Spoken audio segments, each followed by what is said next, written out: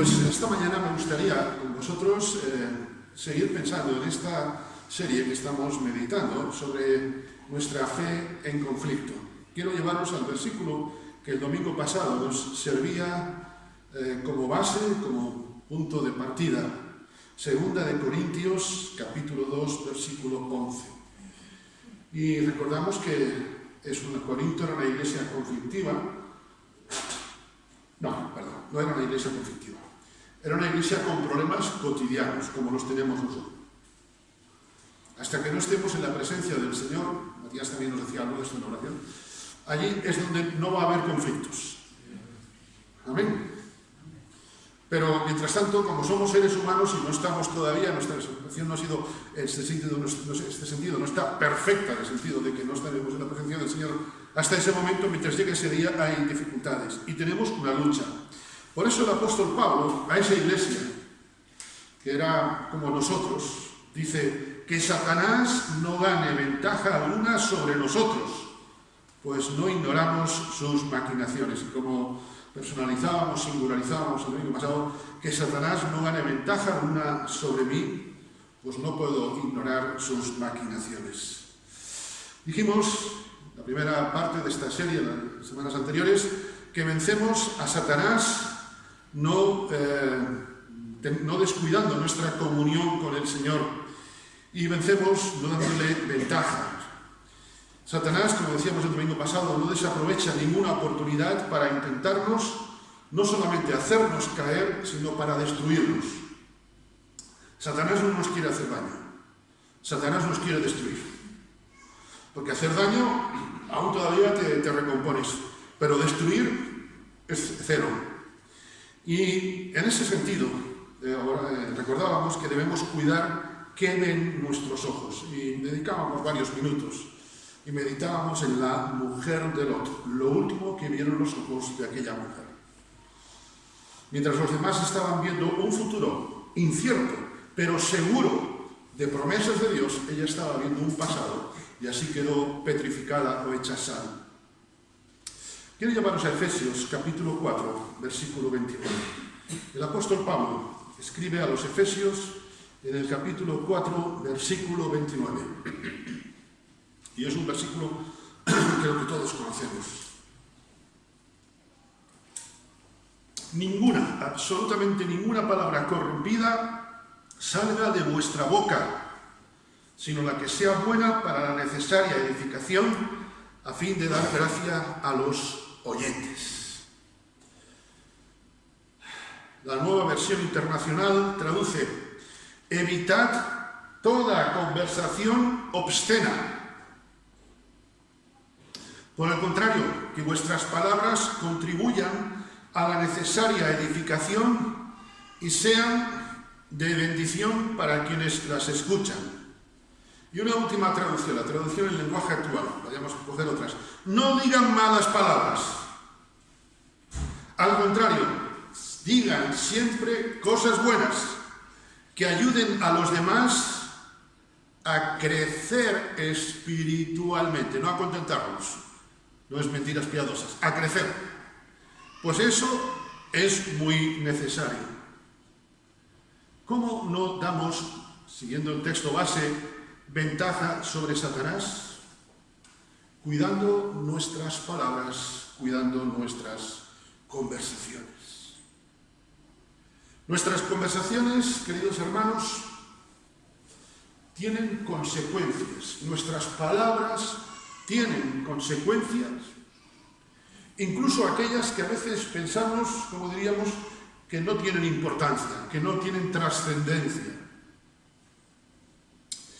Permíteme un ejemplo de nuestro siglo XXI, ya también pasó. Los micrófonos ocultos, los micrófonos descuidados, los micrófonos abiertos que nadie se da cuenta, ¿verdad? Sobre todo los micrófonos abiertos, los ocultos ya te quieres otra cosa, ¿no? Eso ya es también maldad de parte, pero un micrófono abierto.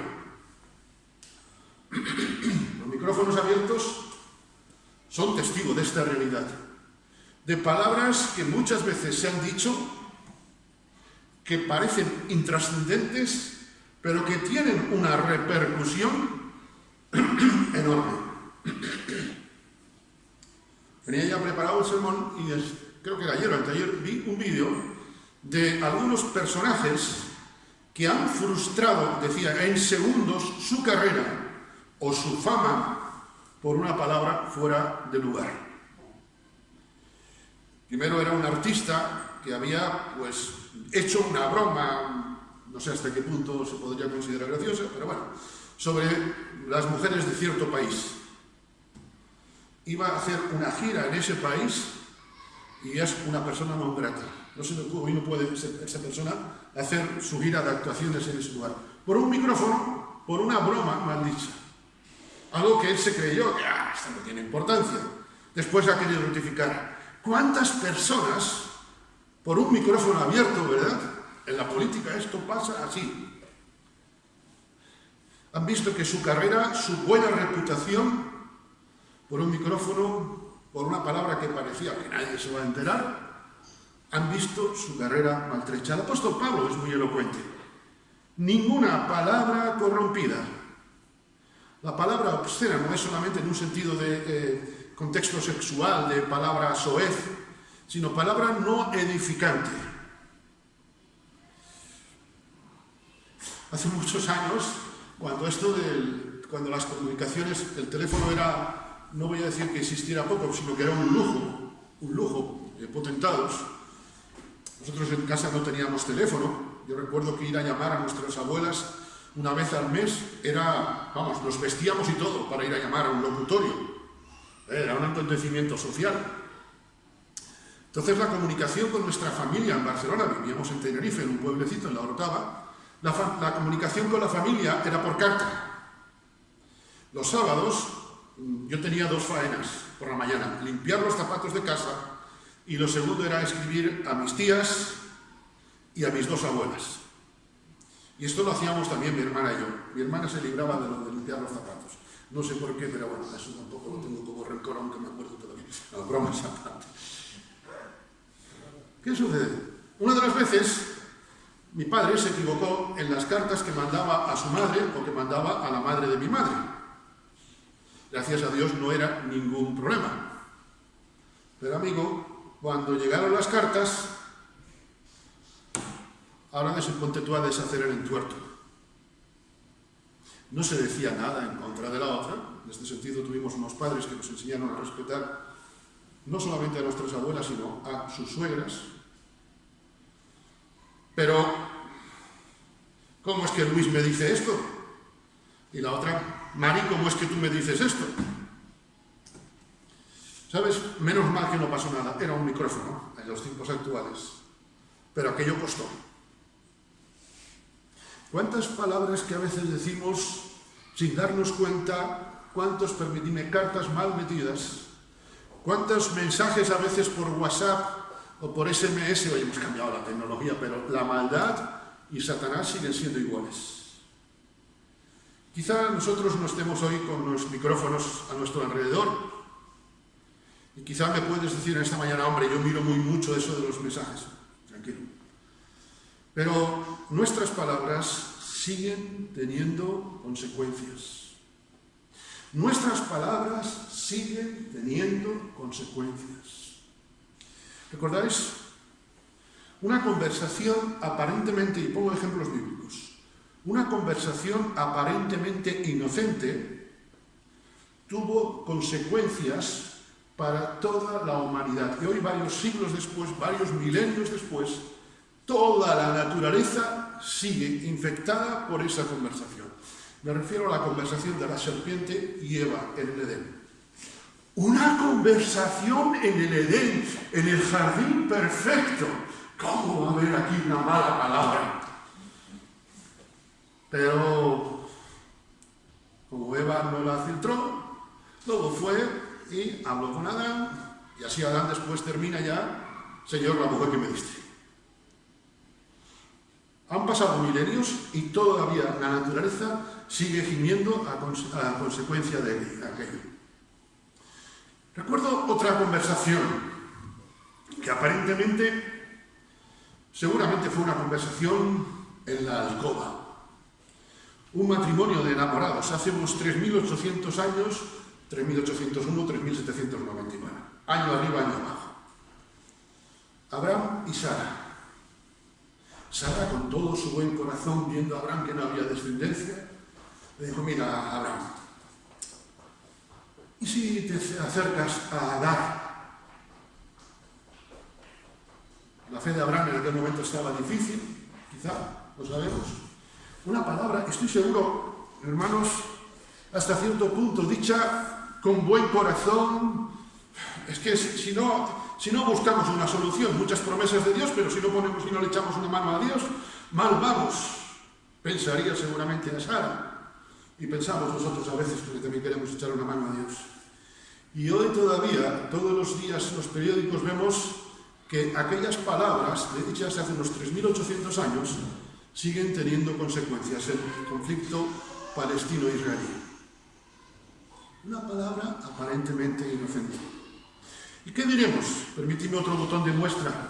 De dos canallas, de dos individuos que menudos personajes, tenían una historia tremenda. Seguramente eran reincidentes, dos malhechores. Pero sin embargo, en un momento determinado, uno dijo una palabra y el otro dijo otra, y su destino cambió. Uno clamó pidiendo misericordia, es decir, reconociendo su situación, y aquella palabra cambió su destino. El otro dijo: qué bien nos lo pasamos, qué bueno, ojalá hubiéramos hecho más. A ese lo verán en el infierno los que vayan al infierno. Al primero, gloria a Dios, espero que todos los que nos ven por las redes, todos los que estamos en esta mañana en esta sala, podamos verlo en el cielo. ¿Sabéis de quién me refiero?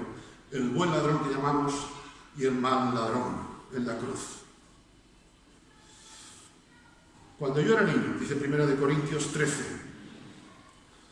cuando yo era niño hablaba como niño, lo primero que hacía era hablar. Los niños, antes de empezar a razonar, lo que empiezan es a hablar, a imitar. Cuando yo era niño, hablaba como niño, pensaba como niño, juzgaba como niño. A veces casi debería decir jugaba como niño.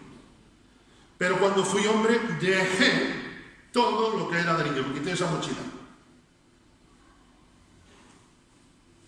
Hay adultos con mentalidad infantil todavía. Hay adultos, y Dios quiera que ninguno de nosotros seamos eso, pidamos al Señor fuerzas, que rompamos en fe también en ese sentido, para no tener esa mentalidad de inmaduros.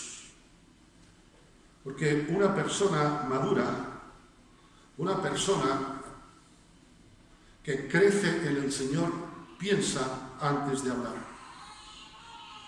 No es bíblico, pero creo que me entendéis y que estamos todos de acuerdo con él. No está en la Biblia, me refiero, pero creo que estamos todos de acuerdo que del dicho al hecho hay un trecho.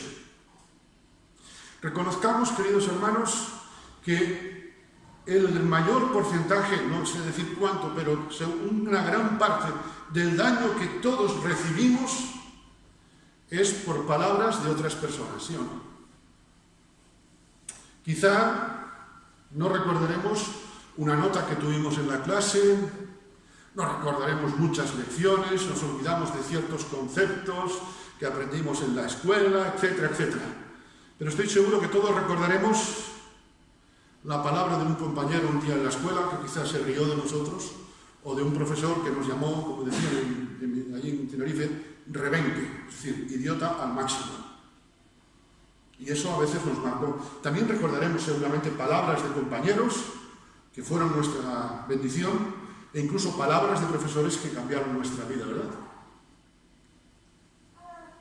Quizá no recordemos algunas de las correcciones digitales que nuestros padres nos dieron, o de otro tipo. Gracias a Dios, toda la corrección que yo recibí no fue digital.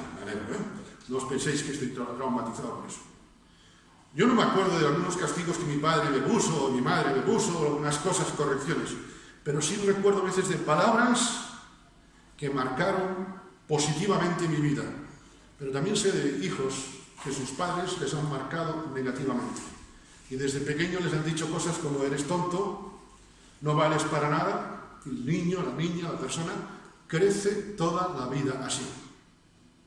y mueren, desgraciadamente, infelices porque eso les marcó. Reconozcamos que el mayor porcentaje de daño que recibimos es por nuestras palabras, pero hermanos, reconozcamos también que el mayor porcentaje de daño que hacemos a otros es con nuestras palabras. Esta mañana es fácil decir, lo que yo he recibido, tú supieras. Pero ¿y tú? ¿Y yo? ¿Cómo reaccionamos con nosotros? Porque es fácil pensar que hemos recibido de los demás esto o lo otro. Pero es difícil, es un ejercicio de humildad, reconocer que todos estamos en el mismo saco. El apóstol Santiago, en su carta universal, en el capítulo 3, versículo 2, dice: todos ofendemos muchas veces. Permitidme, a mí si dijera todos ofendemos, ya hasta cierto punto diría, bueno, yo menos que te dice aquí, todos ofendemos muchas veces. Aquí no hay escalas de fe, pero de ofensa todos estamos igual. Si alguno no ofende en palabra, este es varón, persona perfecta, capaz de refrenar todo el cuerpo. La versión La Palabra traduce: todos en efecto pecamos con frecuencia. Ahora bien, quien no sufre ningún desliz al hablar, me llama mucho esta atención, ningún desliz al hablar, es persona cabal, capaz de mantener a raya todo su cuerpo.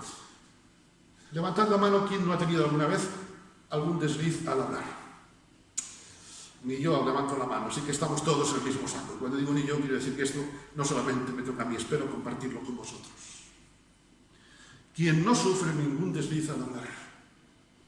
Esa es mi mayor tristeza muchos días, deslices al hablar.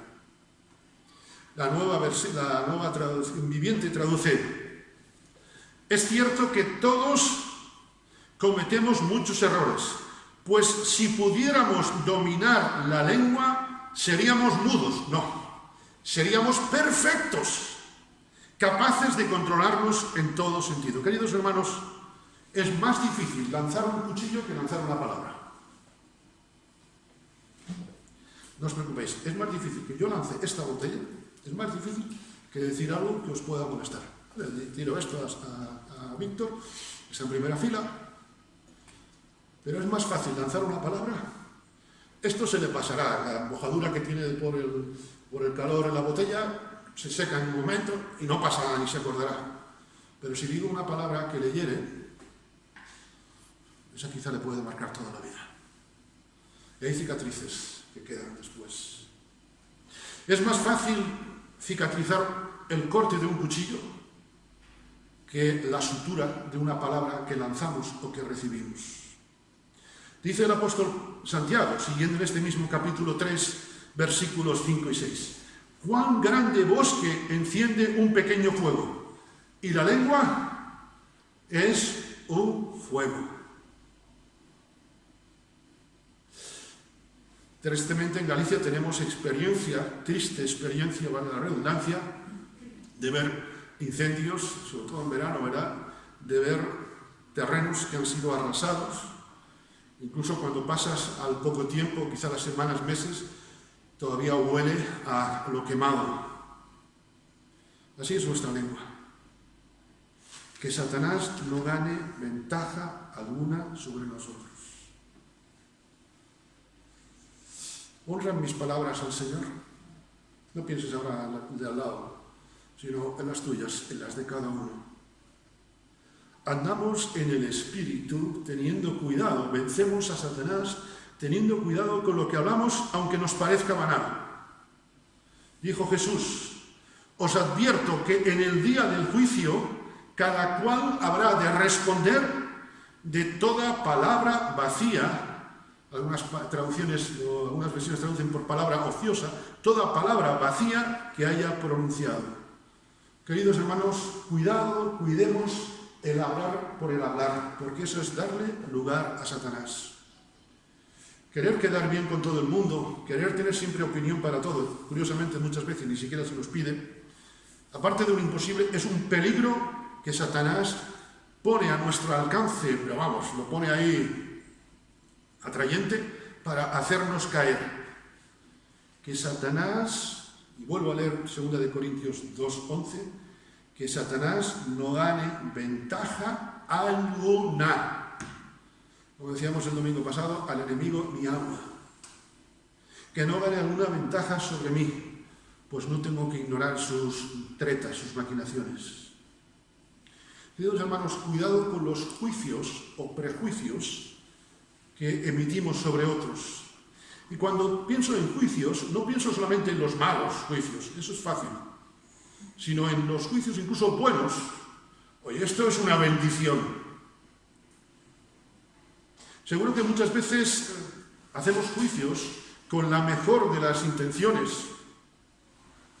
Hacemos juicios, permitidme, positivos. Si fueran negativos sería más fácil, pero ¿qué tendencia? No sé, por lo menos a mí me pasa eso muchas veces. Tengo tentación a hacer juicios positivos.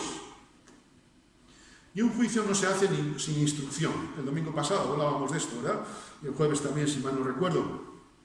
Examinando todo, aferraos y retened lo bueno. Cuidado con las cosas, queridos hermanos, que enjuiciamos, sea en el sentido que sea. Pues pueden ser palabras vacías. A veces decimos, esto es una bendición, en vez de haber probado delante del Señor, y puede ser una palabra hueca, una palabra que, como creemos que es una bendición, pues después nos llevamos la sorpresa, y Satanás se disfraza como ángel de luz. Cuidado también, queridos hermanos, con las palabras que decimos en confianza. Víctor, entre tú y yo. Carmiña, entre usted y yo. Cuidado con esas palabras. Como se suele decir, las carga el diablo muchas veces. Que Satanás no gane alguna ventaja sobre nosotros, pues no ignoramos sus maquinaciones. Y quiero ser positivo, porque la palabra lo es. Creo que este texto es un llamado a pedir a Dios a que mi lengua le honre.